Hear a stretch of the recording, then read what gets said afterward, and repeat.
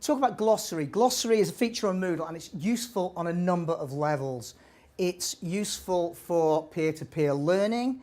It's useful to get students to engage with concepts around whatever course they're doing, whether that's health and safety or safeguarding in childcare, different professions in media. It's useful as a means of creating a resource for future use because in essence you are creating a dictionary by the students, for the students, which then can be bounced into other courses. And it's also incredibly useful as an E&D outreach device. I'm going to demonstrate on this last point. Many communities feel excluded, people don't understand them, and they feel at a loss in a host community. And what you can do is you can create a dictionary that will enable the larger community to engage with the smaller one. And the example I'm going to use is to do with city slang. Most people know we work in a South London Educational College, so I'm tossing an apple up and down here, and apple and pears could be stairs in Cockney rhyming slang. This can be a dog and bone. Over there is there's a coat which can be known as a weasel. Weasel and stoat is coat, and as you can see, I'm wearing a rather swish whistle and flute suit. So those would be understood by most people in the Cockney regions of South and North London, and indeed Middlesex and Essex around and about. However, into that community come people from other parts of the country. So what I'm going to do with glossaries, I'm going to create a Liverpool glossary, a city Merseyside slang glossary that will enable people here in London to better understand people from Merseyside. So I'm going to show the glossary feature on the computer. It's very simple. You go to add an activity or resource, you click onto glossary there and add.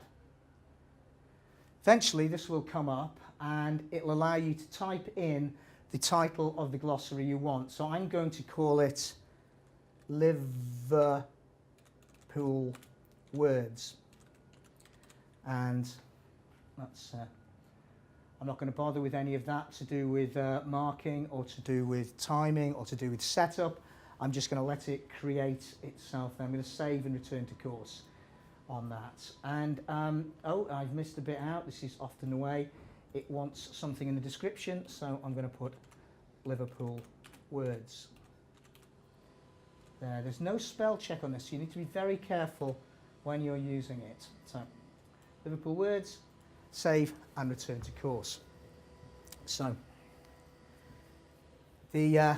so now you have a glossary. Students would see this as well. I mean, you've got the editing feature on there, but students would see this as well, and anyone can add terms to it. So what I'll do is I'll add my first term. There we go, add a new entry, and the word I'm going to use is boss. And so you put in the concept, which is boss, and boss is a term of high praise. It's a really good thing. If you had a good night out, you'd say, we had a boss night out. So I'm going to put in a term of praise.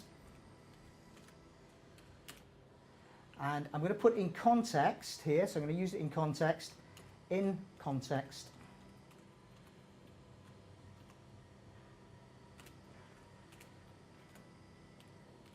Phil Jagielka scored a boss goal in the Merseyside derby. You can even, if you want, that's putting it in context there, you can even, if you want to add a picture, you could put a vine or a clip of the fantastic strike by Everton's Phil Jagielka. So then you save changes and you go back to the course, and you've got your first term there, which is boss. There you go, boss, term of praise, in context. Phil Jagielka scored a boss goal in the Merseyside derby. I'm just going to add one more in, just to give you an example, and I'll take some from the audience after that, take some words I can add in. So add a new entry, and this is the opposite, this is last. Last in Liverpool terms means very poor. The worst, literally the worst.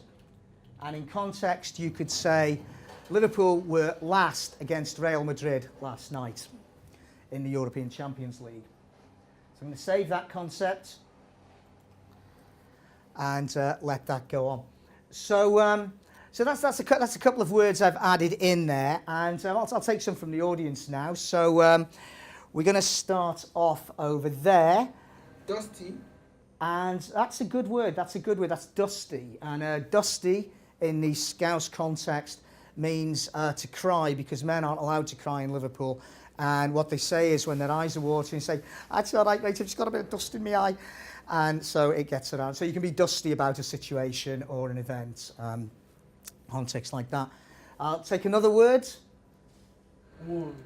Wool. Wool's good. Wool is a slightly abusive term. It denotes anyone not actually from the city of Liverpool. So the Wirral, certainly Wales, definitely Yorkshire, but also the towns on the edge of Liverpool, places like Widnes or Warrington or St Helens. Places that, I mean, to be honest, people down here would actually think of as Scousers. They would think of having that Scouse accent, but they don't. They're referred to as Wools or Woollybaghs. Wool is short for Woollybaghs. So we've got that there. We also have the term to, next one please. Swerve. Swerve.